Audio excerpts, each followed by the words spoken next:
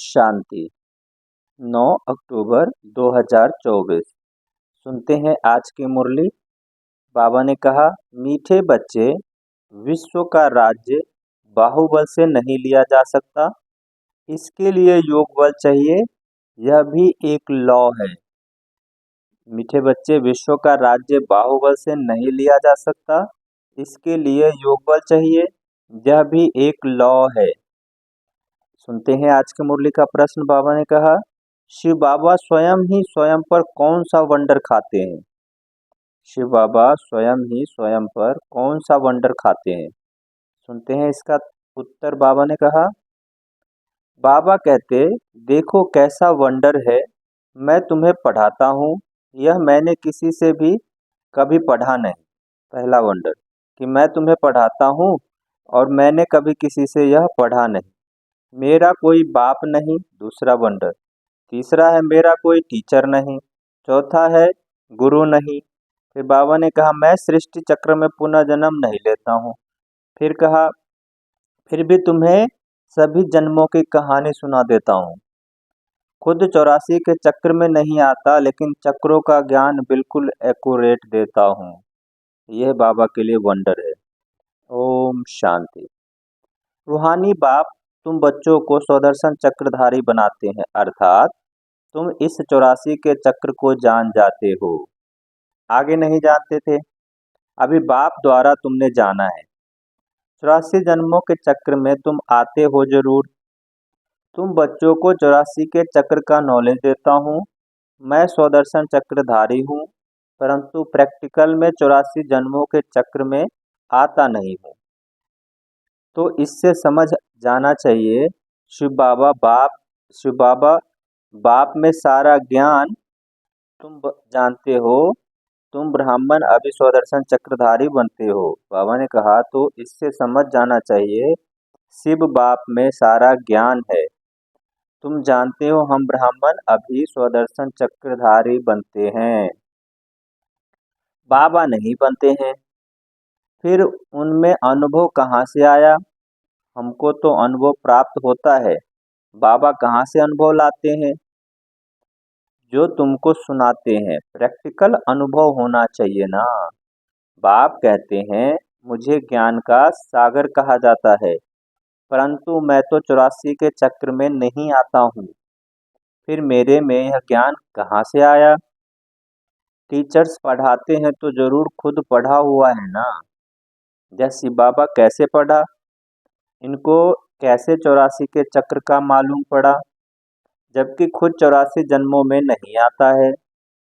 बाप बीज रूप होने के कारण जानते हैं। बाबा ने कहा, बाप बीज रूप होने के कारण जानते हैं, खुद 84 के चक्र में नहीं आते हैं, परंतु तुमको सब समझाते हैं।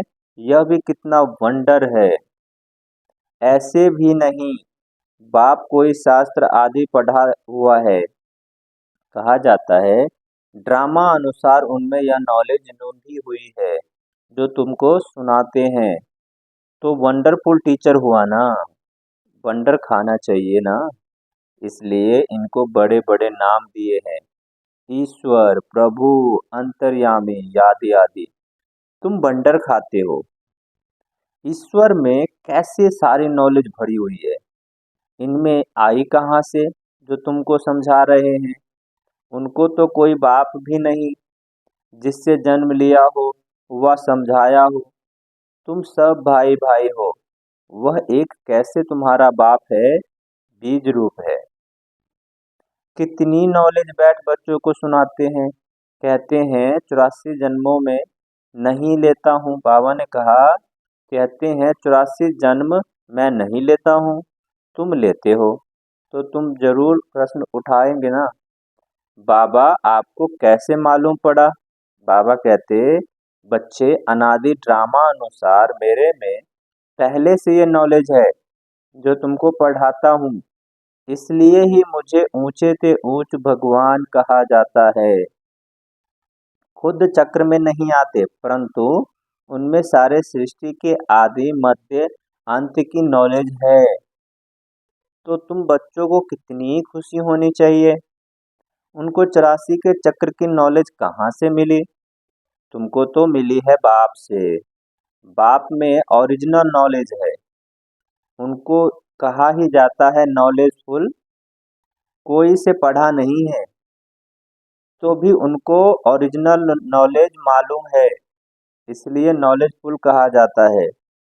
यह वंडर है ना, इसलिए इसलिए यह ऊंचे से ऊंच पढ़ाई गाई जाती है। बच्चों को वंडर लगता है बाप पर। उनको क्यों नॉलेजफुल कहा जाता है? यह, एक तो यह समझने की बात है। दूसरा फिर क्या बात है? यह चित्र तुम देखते हो तो कोई पूछेंगे कि ब्रह्मा में भी अपनी आत्मा होगी, और यह जो नारायण बनते हैं उनमें भी अपनी आत्मा होगी। दो आत्माएं हैं ना, एक ब्रह्मा एक नारायण की, परंतु विचार करेंगे तो यह दोनों कोई दो आत्माएं नहीं है, आत्मा एक ही है। यह एक सिंपल दिखाया जाता है देवता का। यह ब्रह्मा तो विष्णु अर्थात नारायण बनते हैं, इसको कहा जाता है गुह्य बातें। बाप तुम्हें गुह्य नॉलेज सुनाते हैं जो और कोई पढ़ा न सके सिवाय बाप के। जो ब्रह्मा और विष्णु, बाबा ने कहा, तो ब्रह्मा और विष्णु की दो दो भुजाएं नहीं है। बाबा ने कहा तो ब्रह्मा और विष्णु की दो आत्माएं नहीं है। वैसे ही सरस्वती और लक्ष्मी, इन दोनों की दो आत्माएं हैं या एक? सवाल है कि दो आत्माएं हैं या एक? आत्मा एक ही है, शरीर दो है। बाबा ने समझाया आत्मा एक ही है, शरीर दो है। यह सरस्वती ही फिर लक्ष्मी बनती है, इसलिए एक आत्मा गिनी जाएगी। बाबा ने कहा सरस्वती ही अगले जन्म में लक्ष्मी बनेगी, इसलिए एक ही आत्मा गिनी जाएगी। 84 जन्म एक ही आत्मा लेती है, यह बड़ी समझ की बात है। ब्राह्मण सो देवता, देवता सो क्षत्रिय बनते हैं। आत्मा एक शरीर छोड़ दूसरा लेती है, आत्मा एक ही है। एक यह सिंपल दिखाया जाता है। कैसे ब्राह्मण सो देवता बनते हैं, हम सो का अर्थ कितना अच्छा है। इनको कहा जाता है गुह्य गुह्य बातें। इसमें भी पहले पहले तो यह समझ चाहिए कि हम एक बाप के बच्चे हैं। सभी आत्माएं असुल परम धाम में रहने वाली है, जहाँ पाठ बजाने आई है। यह खेल है, बाप तुमको इस खेल का समाचार बैठ सुनाते हैं। बाप जो ओरिजिनल जानते हैं उनको कोई न सिखलाया नहीं है, उनको कोई ने सिखलाया नहीं है। इस 84 के चक्र को वही जानते हैं जो इस समय तुमको सुनाते हैं। फिर तुम भूल जाते हो, फिर उनका शास्त्र कैसे बन सकता है? बाप तो कोई शास्त्र पढ़ा हुआ नहीं है, फिर कैसे आकर नई नई बातें सुनाते हैं? अल्पकाल है भक्ति मार्ग, यह बात भी शास्त्रों में नहीं है। शास्त्र यह शास्त्र भी ड्रामा अनुसार भक्ति मार्ग में बने हैं। तुम्हारी बुद्धि में शुरू से लेकर अंत तक इस ड्रामा की कितनी बड़ी नॉलेज है। उनको जरूर मनुष्य का तन आधार लेना पड़े। शिव बाबा इस ब्रह्मा तन में बैठ इस सृष्टि चक्र की नॉलेज सुनाते हैं। मनुष्य ने तो गपोड़े लगाकर सृष्टि की आयु कितनी लंबी कर दी है। नई दुनिया तो फिर पुरानी दुनिया बनती है। नई दुनिया को कहा जाता है स्वर्ग, पुरानी को कहा जाता है नर्क। दुनिया तो एक ही है। नई दुनिया में रहते हैं देवी देवता, वहाँ अपार सुख है।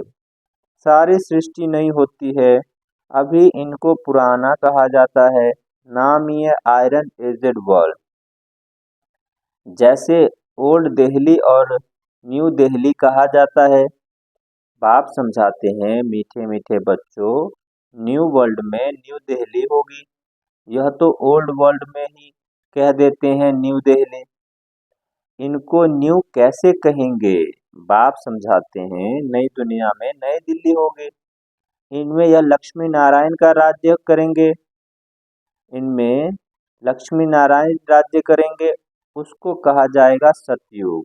जहाँ लक्ष्मी नारायण राज्य करेंगे उनको कहा जाएगा सतयुग। तुम इस सारे भारत में राज्य करेंगे, तुम्हारी गद्दी जमुना किनारे पर होगी। पिछाड़ी में रावण राज्य की गद्दी भी यहाँ ही है। राम राज्य की गद्दी भी यहाँ होगी। नाम देहली हो नहीं होगा, इसको परिस्तान कहा जाएगा। बाबा ने कहा सतयुग में इस दिल्ली का नाम दिल्ली नहीं रहेगा, इसका नाम परिस्तान होगा। फिर जो जैसा राजा होगा वह अपनी गद्दी का ऐसा नाम रखते हैं। इस समय तुम सब पुरानी दुनिया में हो, नई दुनिया में जाने के लिए तुम पढ़ रहे हो।